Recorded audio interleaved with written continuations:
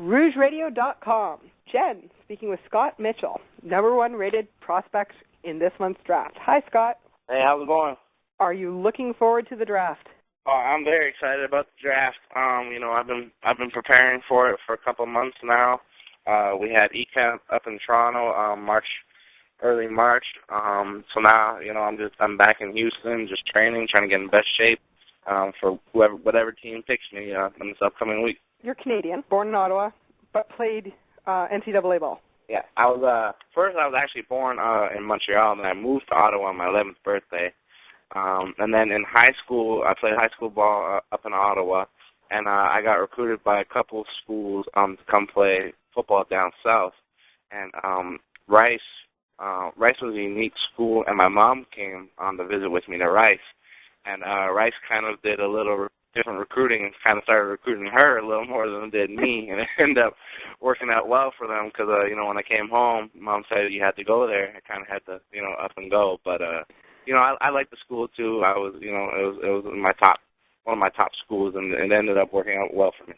So what was it that Rice did that made your mom decide that you needed to go there?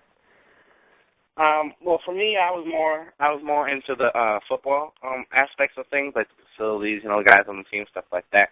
And my mom was, more concerned about me, getting my college education, things like that.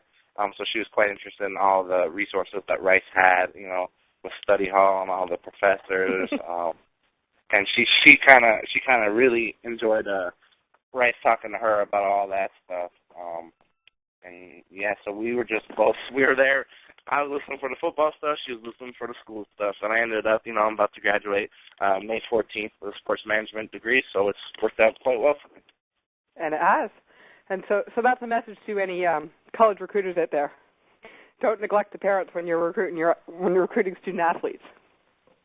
Yes, ma'am. You never know how much pull they have. And, it's not like it's not a good school. And so a sports management degree. So other than football, which obviously is your #1 career choice, what else do you hope to do?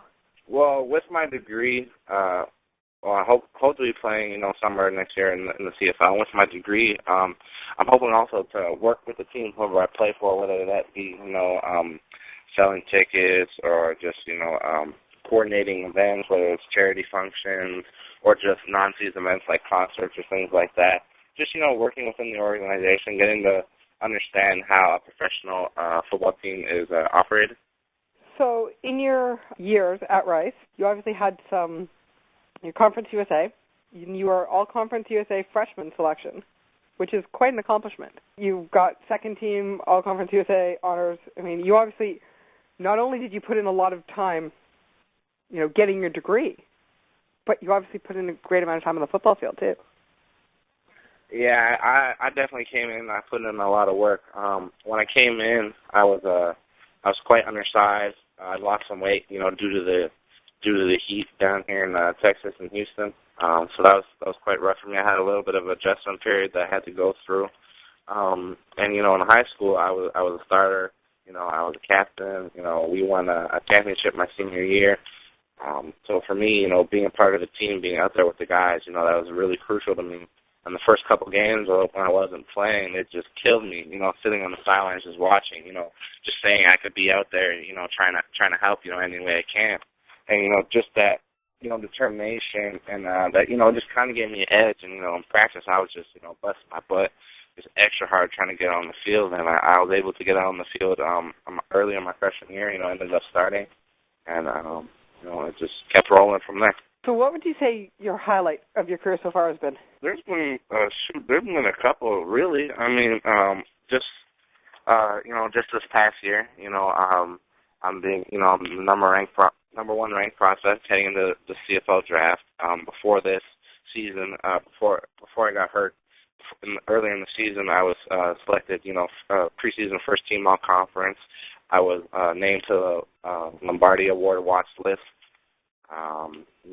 And then just coming from, little high school in Ottawa, coming down to, Texas to play football with the big boys, and football, Texas football is everything. So, be out there, getting to play, at the University of Texas, Texas Tech, schools like that, that was just, awesome feeling because, when you're a kid, watching NCAA football on TV, you're like, man, that'd be cool to play there, sort of thing. And, I actually got to go out and do that. Did you get a chance to see any of the famous Texas high school games?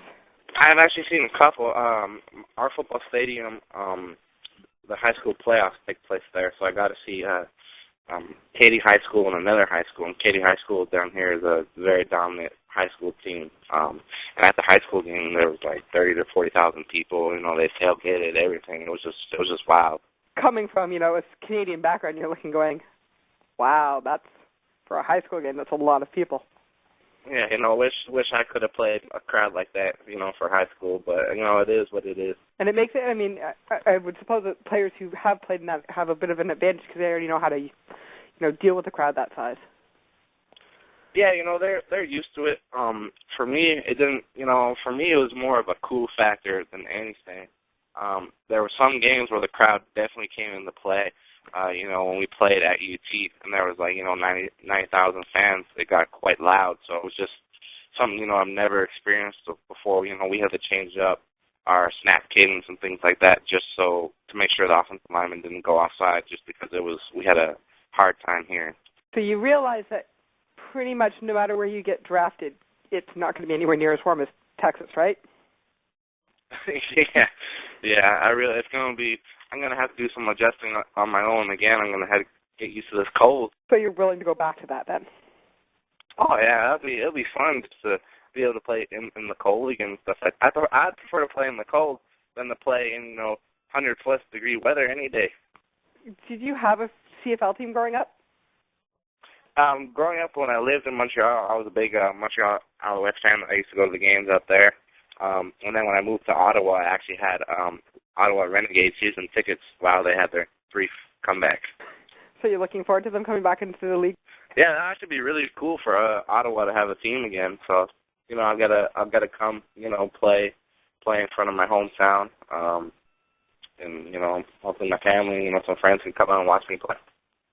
Which is always a highlight for a lot of people, right? Being able to, say that whole section over there is related to you. Yeah. I'll have, my jersey on or whatever, just going wild. Yeah, that'll be cool.